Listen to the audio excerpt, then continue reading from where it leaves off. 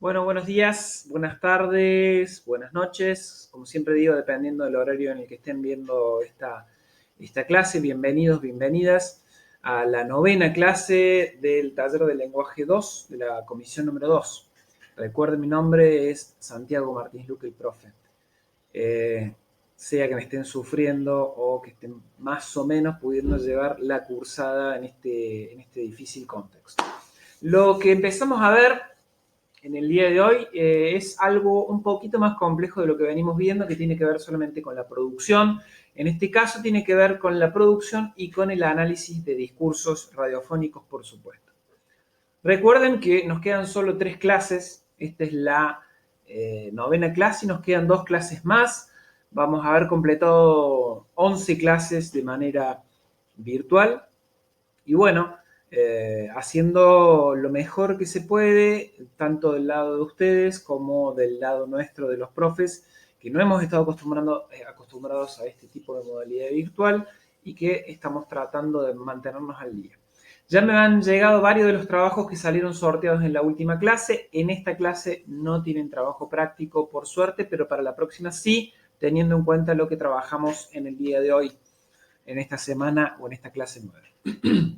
Lo que empezamos a ver se llama variedades y registros lingüísticos, ¿sí? Variedades y registros lingüísticos. Ahora empezamos a explicar a qué nos referimos con eso, porque probablemente es un tema del que no hayan escuchado hablar mucho. Básicamente lo que empezamos a trabajar ahora es la manera en que la lengua expresa los modos en que se construyen las personas, los distintos tipos de sujetos dentro de la lengua. Alguno podrá decir, bueno, pero ¿cómo que se construyen los sujetos dentro de la lengua? Básicamente podríamos decir que del modo en que la lengua es producida y las marcas que va llevando, ya vamos a ver a qué nos referimos con marcas, va quedando marcada por un lado, las personas, el tipo de personas que hablan el lenguaje, y por otro lado, por el tipo de situaciones en las que se usa el lenguaje. En los dos casos, tanto las marcas por el tipo de persona como las marcas por el tipo de situaciones, va haciendo que cuando uno produce lenguaje, esas marcas van haciendo que las personas que escuchan se encuentren o se sientan más cerca o más lejos de lo que uno produce desde el lenguaje, por supuesto en este caso el lenguaje radiofónico. Pero vamos parte por parte, no se atosiguen, ya vamos a ir explicando. Variedades. Lo primero que tenemos que ver, y voy controlando el tiempo para no pasarnos de los 15-20 minutos que siempre nos proponemos, lo primero que tenemos que ver es la idea de que la lengua varía, por eso se llama variedades, porque la lengua varía. Desde esta perspectiva, que es la perspectiva de la sociolingüística, la lengua no es siempre igual. Si bien el castellano es igual, ustedes tienen claro, porque lo han estudiado, porque lo tienen intuitivamente claro, que el lenguaje castellano o el español no se habla del mismo modo en España, en México que en Argentina, y a su vez tampoco se habla del mismo modo en Córdoba que en Buenos Aires que en Tucumán, y a su vez tampoco se habla del mismo modo entre los jóvenes, los viejos, y a su vez tampoco se habla del mismo modo entre los sectores populares y los sectores de mayor poder adquisitivo. ¿Por qué? Porque la lengua varía. Y como la lengua varía, nosotros lo que vamos a empezar a trabajar son las variedades lingüísticas. Como les decía, las variedades lingüísticas varían según los usuarios de la lengua, quiénes son las personas que las usan, y según las situaciones sociocomunicativas. Cuando hablamos de variedades relacionadas con los usuarios, variedades relacionadas con las personas, con los usuarios de la lengua, hablamos de los lectos, ¿sí? Hablamos de las variedades lingüísticas tipo lectos. Reciben, como les pongo acá en el Power, reciben el nombre de lectos porque dependen del lugar en el que el usuario o la persona que usa la lengua vive, su ubicación social, a qué sector social pertenece, su ocupación y su edad fundamentalmente. Nosotros lo que vamos, si bien hay más, lo que vamos a trabajar son 3 grandes tipos de lectos o variedades lingüísticas. Vamos a trabajar en primer lugar en los dialectos. Dialectos. En segundo lugar, los sociolectos. Y en tercer lugar, los cronolectos. Cuando hablamos de dialecto, hablamos de una variedad debido a la región de origen o adopción del hablante, ¿sí? Debido a la región de origen o lugar de adopción del hablante. El ejemplo, como les decía recién, es que se puede hablar de marcas dialectales o de dialectos, marcas dialectales o dialectos en las diferencias que se notan en el uso de la lengua. No estamos hablando de tonadas ni modos de hablar, sino en el uso de la lengua entre Córdoba y Jujuy, por ejemplo, o entre Argentina y España, o entre Argentina y México. Esas marcas dialectales, por ejemplo, el che argentino, el uso del che, es solo argentino. En España no se usa y en México no se usa. Eso es propio de una región, ¿sí? Es propio del lugar. Por eso es una marca del dialecto argentino o una marca dialectal argentina. En segundo lugar, lo que les decíamos, los sociolectos. Las marcas sociolectales o los sociolectos son aquellas variedades, aquellas variaciones de la lengua vinculadas a los grupos o sectores sociales de pertenencia que expresan las distintas estructuras sociales de la sociedad. Esto tiene que ver básicamente, fundamentalmente, con los sectores o clases sociales. Y en ese sentido hay muchas variedades lingüísticas, variaciones de la lengua entre los sectores populares y los sectores altos o de los sectores más pudientes.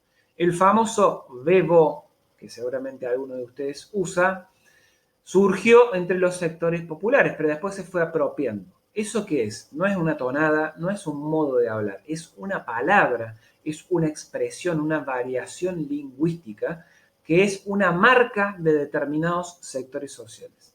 ¿Sí? El ve-vo, por ejemplo, como les digo, es un ejemplo muy claro. Otros ejemplos podríamos dar, pero vamos a seguir con el tercer aspecto. El tercer aspecto que vamos a hablar de las variedades lingüísticas tiene que ver con las variedades cronolectales o cronolectos, ¿sí?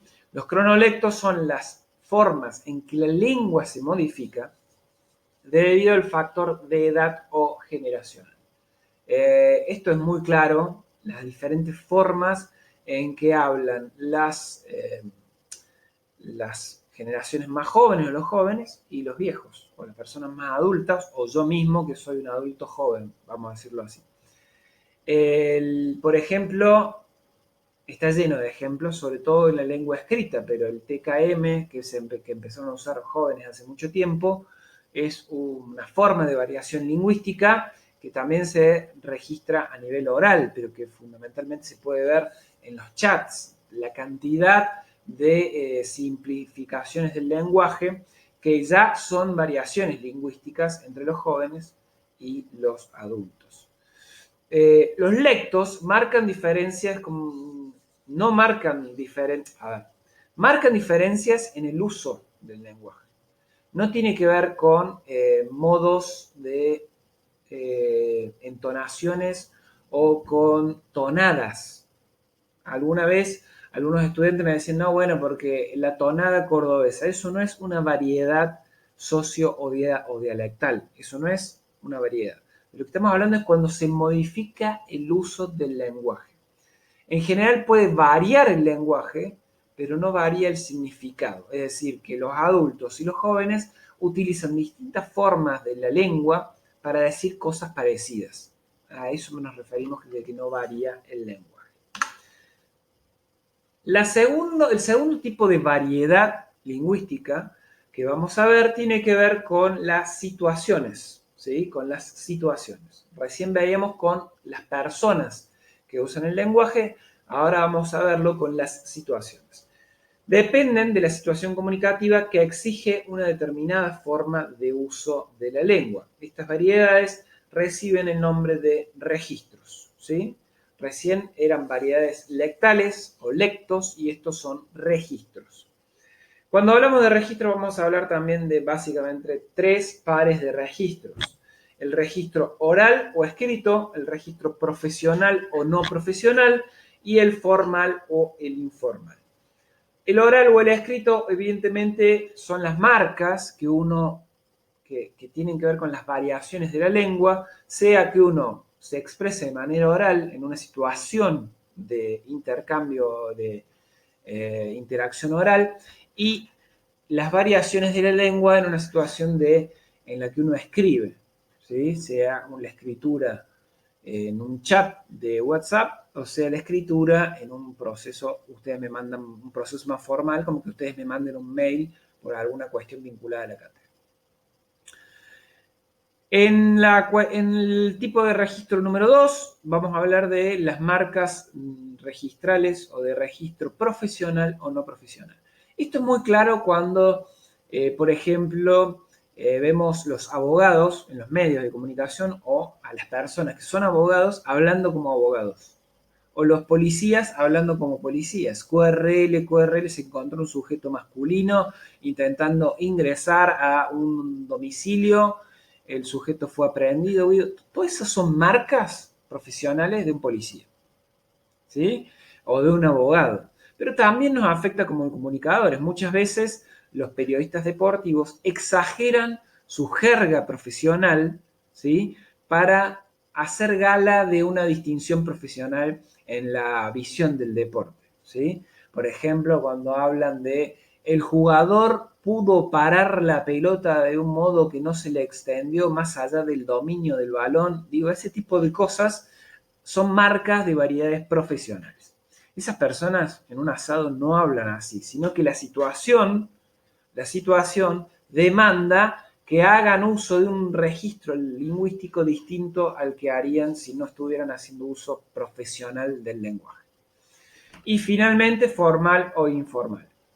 Lo mismo, nada más que aplicado a distintas situaciones de la vida cotidiana en la que lo formal marca el uso lingüístico de la lengua de un modo o de otro. En el caso, por ejemplo, nosotros, en la relación que tenemos como profesores y estudiantes, hay una marca más bien formal que informal. Yo en mi casa, con mis hijas, no hablo del modo en que hablo con ustedes.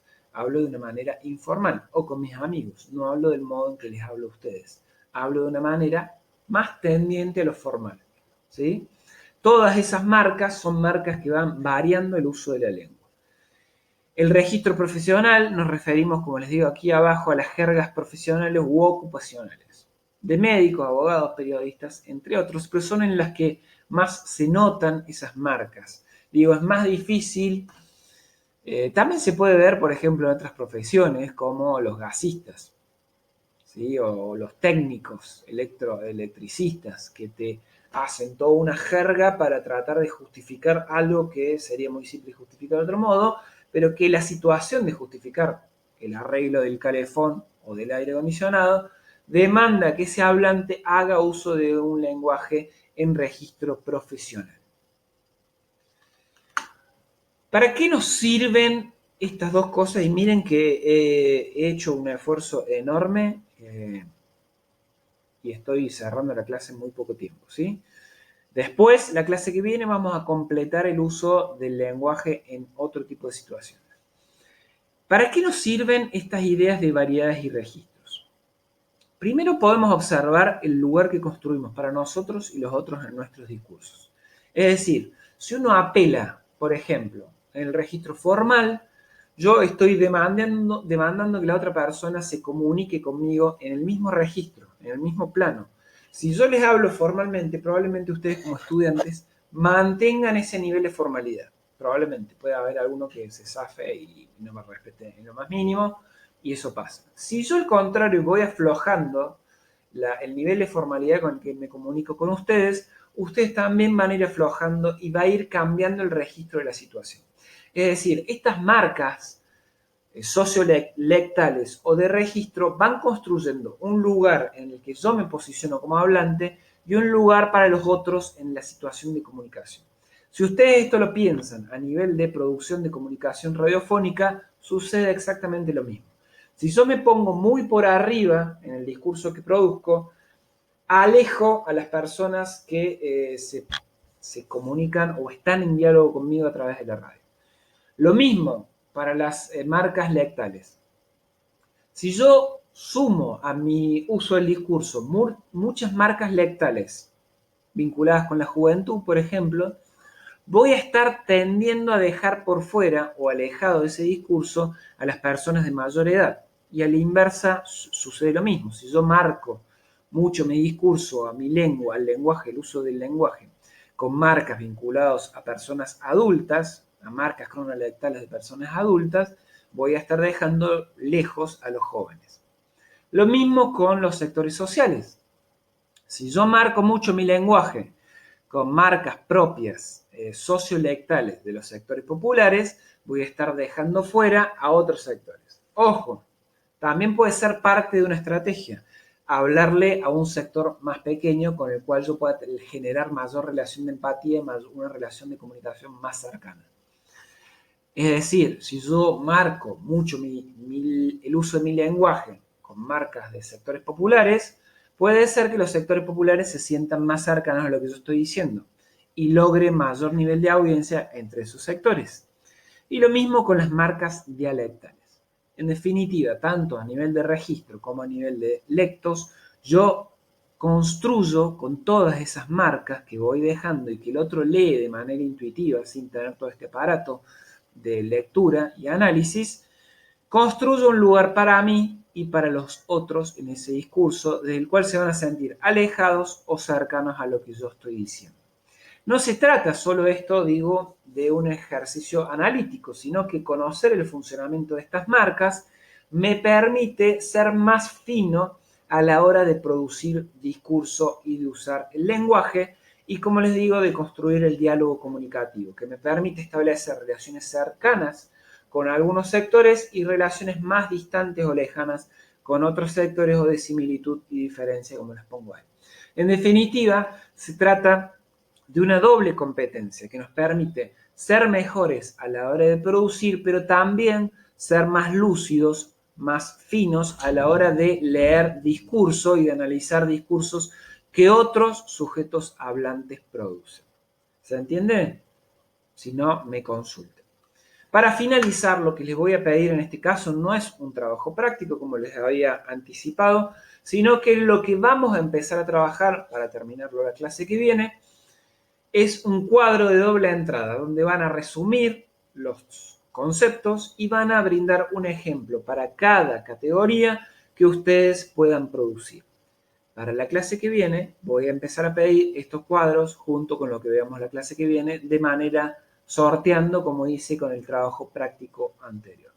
Entonces, en una columna van a poner el concepto, en este caso yo les he puesto variedad de dialecto, perdón, está mal, variedad cronolecto, variedad sociolecto, registro oral escrito, registro profesional no profesional, registro formal informal. Para cada uno van a escribir la explicación de cada concepto, que también la tienen en el Power y en los textos que les voy a brindar, y un ejemplo, que esta es la parte donde, wow, van a tener que pensar bastante más.